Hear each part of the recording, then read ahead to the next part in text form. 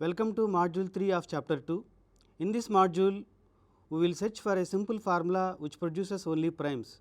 Formula which we mean a functions from integers to integers, and we look for functions from integers to integers whose range contains only set of prime numbers. And by looking different properties of prime numbers, then we will conclude that there is no such formula. Then later we will look for a possibility of finding primes up to a given real number x. This is what called prime number theorem. It is one of the famous theorem in number theory. After that, finally we will look for Fermat numbers and Mersenne primes. In this module, we look for is there any formula for prime numbers. Learning objectives of this module are: we will see large gap between the primes, prime number theorem, Fermat primes and Mersenne primes. Prime numbers have baffled scientists for millennia. Primes do not occur in any easily discernible order, which makes it very difficult to figure out whether a really huge number is a prime or not. Here huge number means taking thousands of digits long. Ever since the time of ancient Greeks, finding a simple way to prove a number is prime has been holy grail of mathematics, and the hunt has nearly driven several scientists mad. In 2002, 6th August, Manindra Agarwal of the Indian Institute of Technology, Kanpur, India, and two of his undergraduate students, N. Coyle and Saxena, distributed a 9-page paper that rocked the scientific world. They hit upon an ingenious algorithm that runs in polynomial time to prove whether a number is prime no matter how enormous. That is, number of steps is bounded by a polynomial function in the length of input data. In this problem, it takes a polynomial time to the number of digits in the prime. So, number of digits is the number. That means, we need to verify whether number is prime or not. Just we will see the number of digits in it, and the algorithm will produce whether this number is a prime or not in the polynomial time of the number of digits in that number. As the number sequence starts, primes are commonplace, as there is a little scope for small numbers to have factorizations. But as we go further down to the number sequence, the primes seem to become rare, but we do keep getting them. The thinning process of prime occurrence is, however, quite leisurely and surprisingly erratic. For example, 3, 5, 7 is the only trio containing 3 consecutive odd numbers that are primes, as every third odd number is divisible by 3. How to prove this? It is easy to see. If you take any integer a and if you evaluate a plus 2 and a plus 4, then it is easy to see that one of them is divisible by 3. That is, just we apply division algorithm. Then for example, if you take a equal to 3k or 3k plus 1 or 3k plus 2, then we will see that either a or a plus 2 or a plus 4 is divisible by 3. That here the proof. If a belongs to Z, then it is easy to verify that one of a or a plus 2 or a plus 4 is divisible by 3. The gap between two consecutive primes after first 2 is at least 2. So, the nth prime p n is greater than or equal to 2 n minus 1.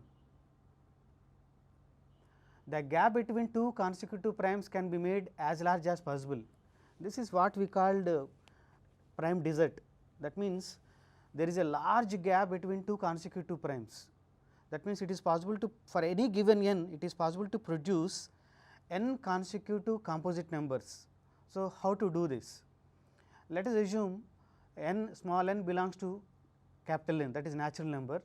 Then we define m is equal to n plus 1 factorial.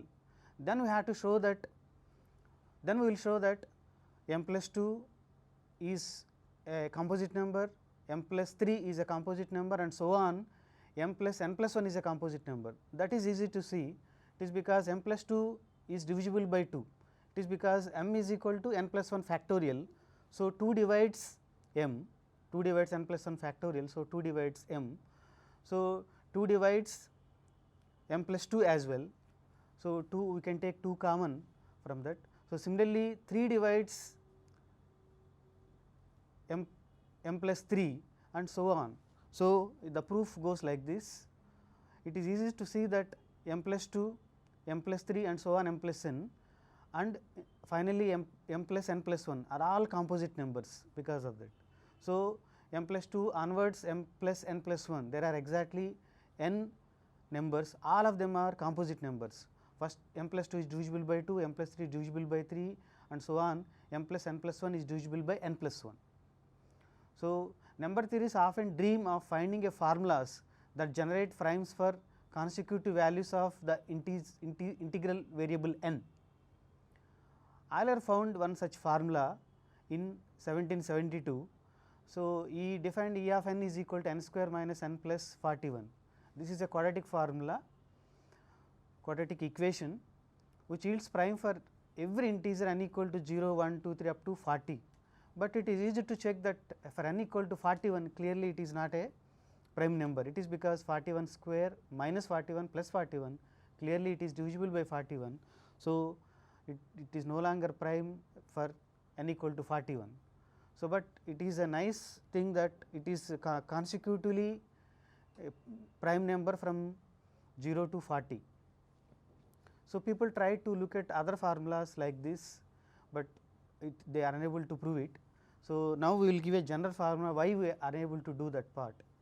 So, however, no one has ever been successful in constructing a polynomial f n that generate primes for all integers n. It is because we now will state that one, we will prove it, it is not possible in fact. So, that is the theorem statement. There is no non-constant polynomial f of n with integral coefficients that takes just prime values for integral n. That means, here in the place of n we will take only integers. So, f is a mapping from integers to integers. So, we proof goes like this, let f of n is equal to a k n power k a k plus a k minus 1 n power k minus 1 and so on plus a 1 n plus a 0, where all the coefficients a 0, a 1 and so on a n are integers. Here a k is not equal to 0, it is because we are assuming a non-constant polynomial. Also assume that f of n takes only prime values. So, that means we are proving by contradiction. Actually, we have to show that it will not produce only prime numbers, but we are proving in a contradiction. That means, we are assuming f of n takes only prime values. So, for a fixed m belongs to z, f of m is also prime number. So, say let us say f of m is equal to p, p is a prime number. Let us assume that here f of m is positive. So, then f of m plus t p, which is equal to a k into m plus p t whole power k, a k minus 1 m plus p t whole power k minus 1 and so on plus a k times m plus p t plus a 0.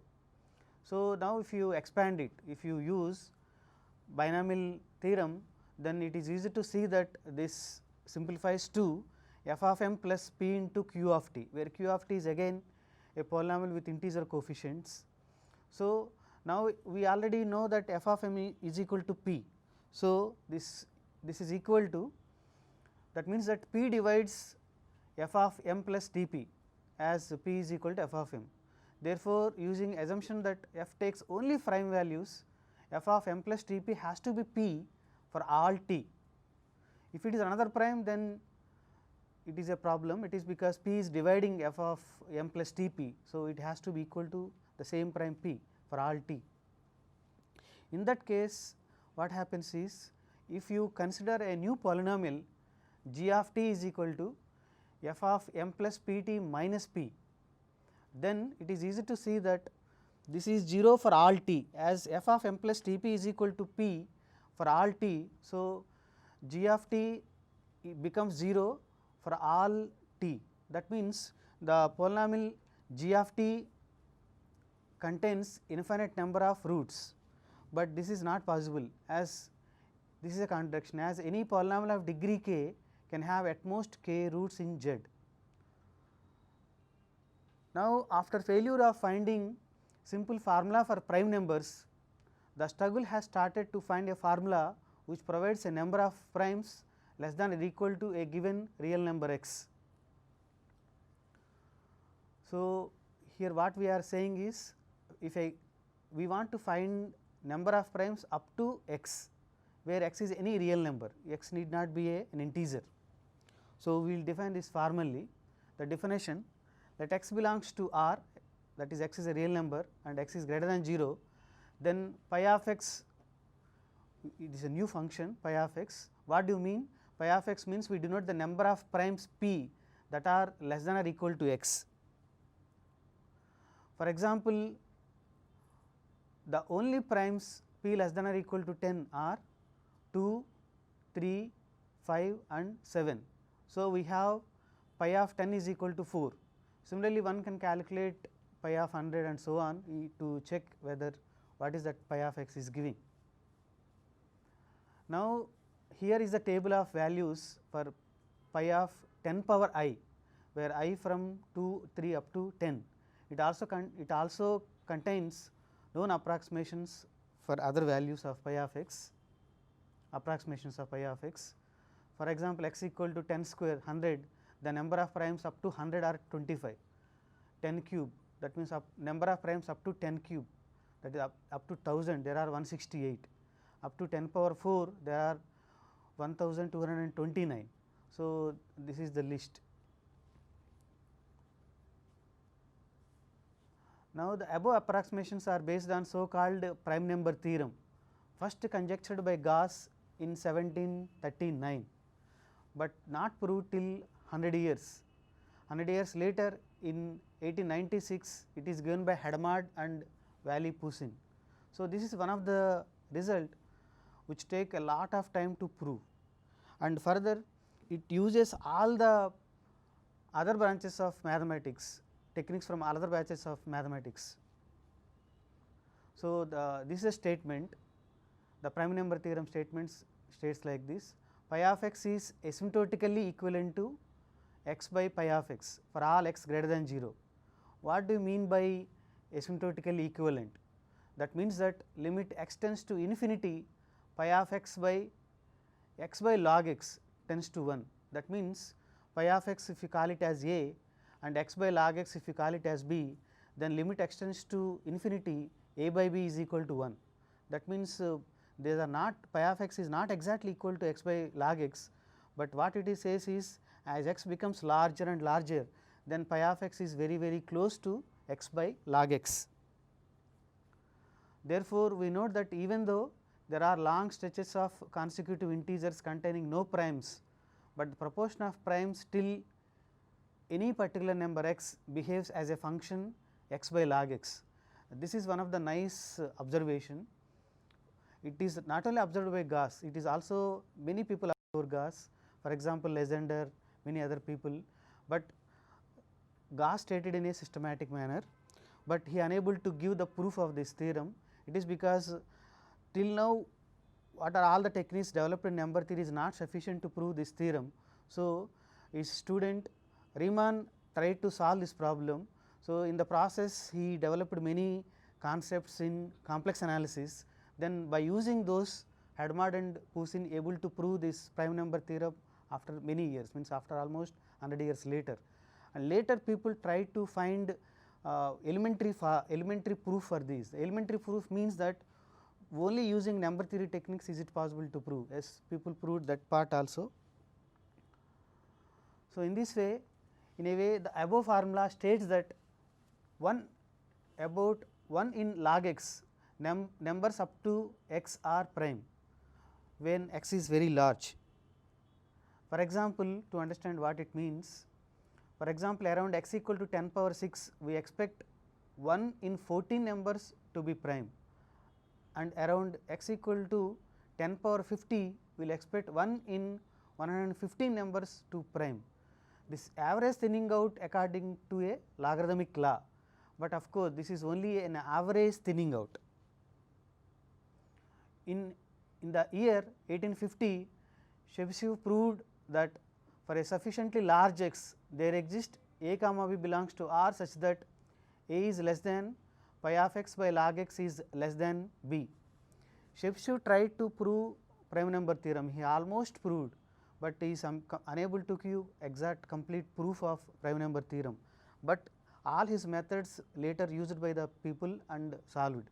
So, in the process he himself introduced many arithmetic functions called number theoretic functions. If time permits, we will look at those things as well in this course. He also showed that if the limit extends to infinity phi of x by x log x exists, then it should be 1, means he given almost all the ingredients required to prove prime number theorem. As we observed, primes does not follow any particular pattern. There is no non-constant polynomial from integers to integers which produces only primes. Any non-constant polynomial, its range contains infinite number of composite numbers, that one can prove very easily. Now, we look for a special numbers where it is possible to find a necessary and sufficient condition for them to be prime. One way to find large primes is to look at numbers that have some special form. For example, numbers of the form a power n plus 1 or a power n minus 1, it is easy to rule out some values of a and n.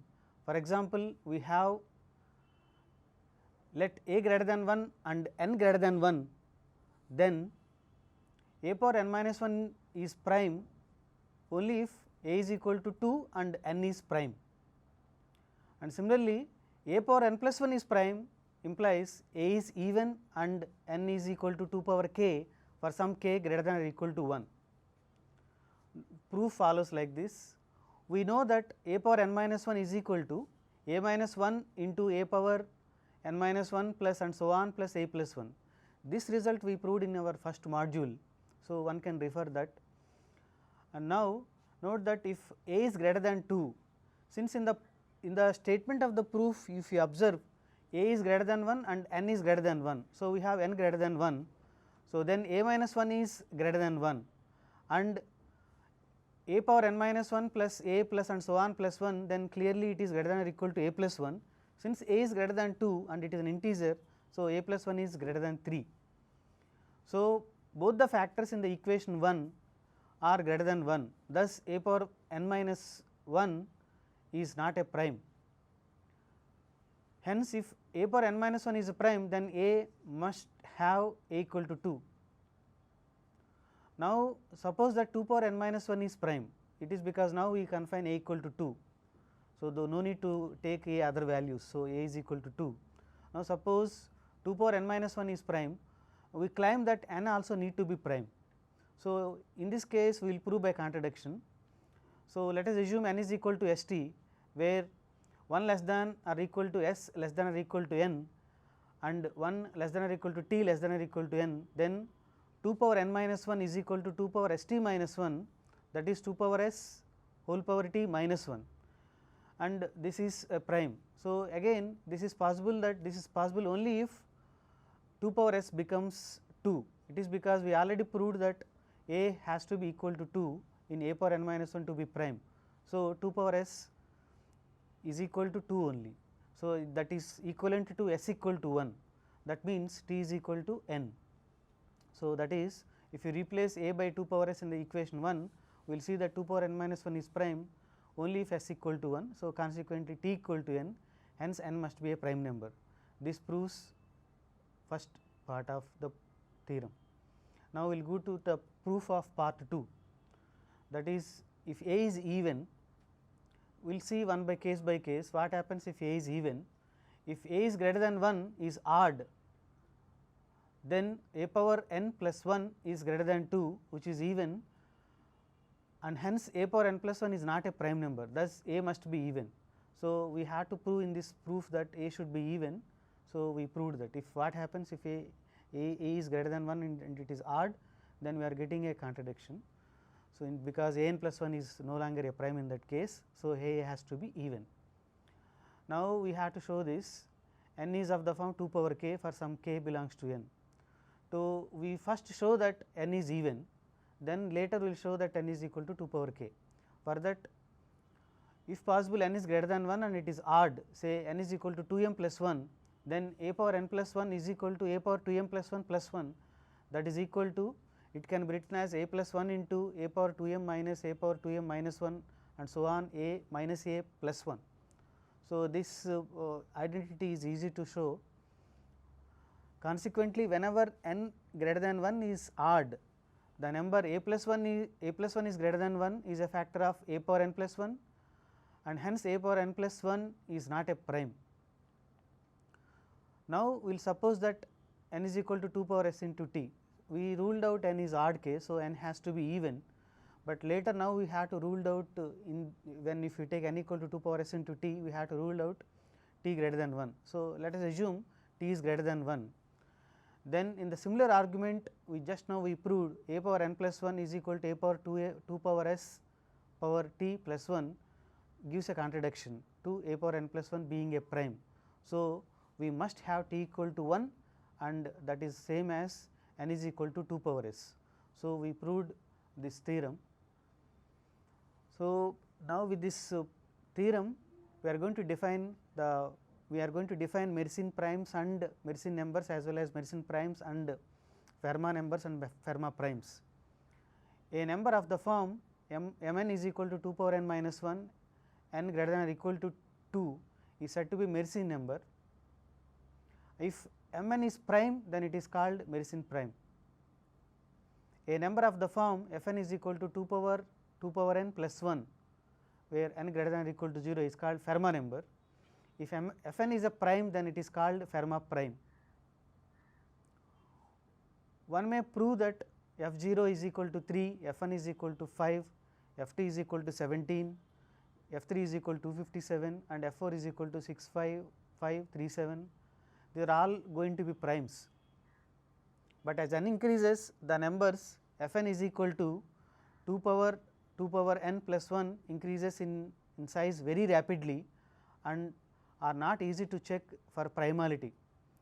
But luckily with our advent of technology, by using computers we are able to calculate that the next 243 Fermat numbers are known to be composite.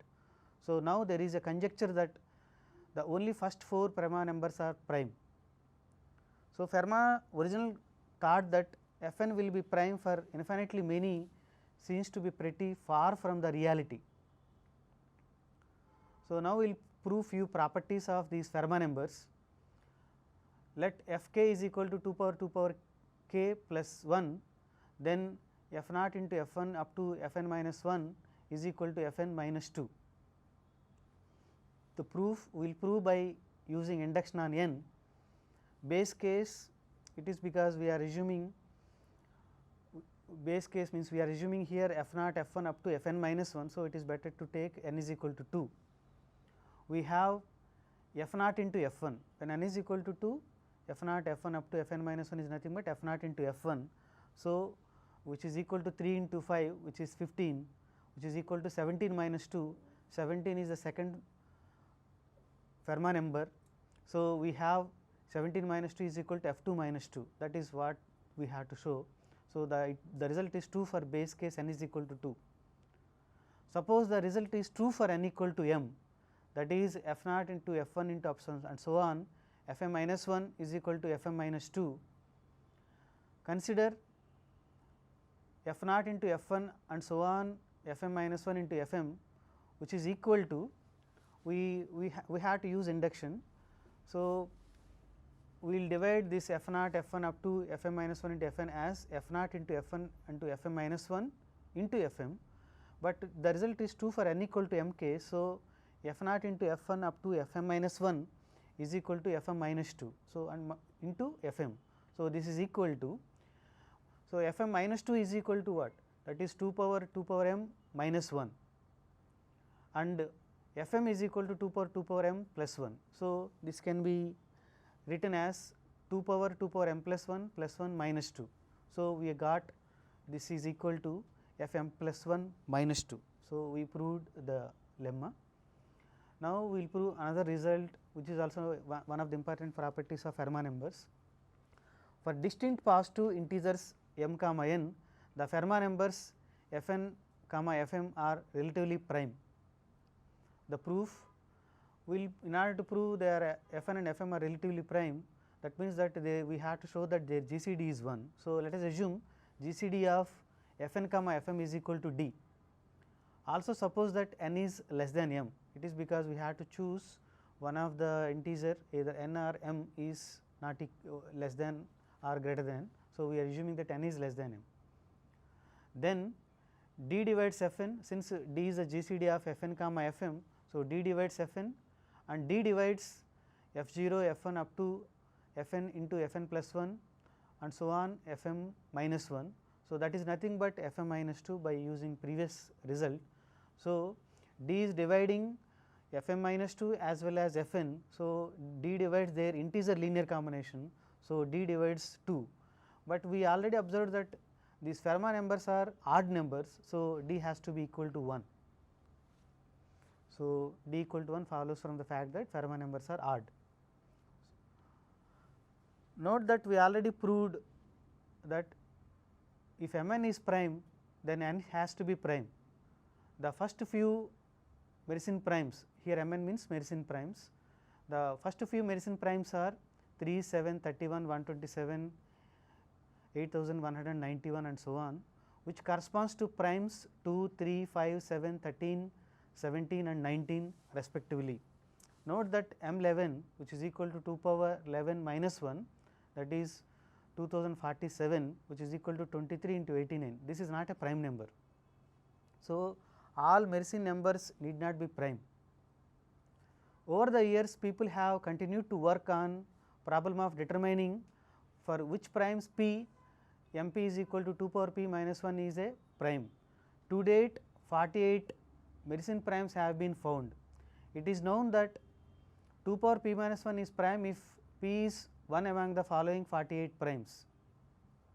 So, the table gives all the Mersenne primes, and also this is these are, if you substitute any of these primes in 2 power P minus 1, then that is also a prime. So, Mersenne prime number, that is M at 13466,917, which it is also a Mersenne prime which was found in November 14, 2001. The decimal representation of this number has so many digits. It was found by team of Michael Cameron, George Waltman and Scott Kurowski et al. As a part of great internet Mersenne prime search. So, one can see Chris Caldwell page for more on this topic.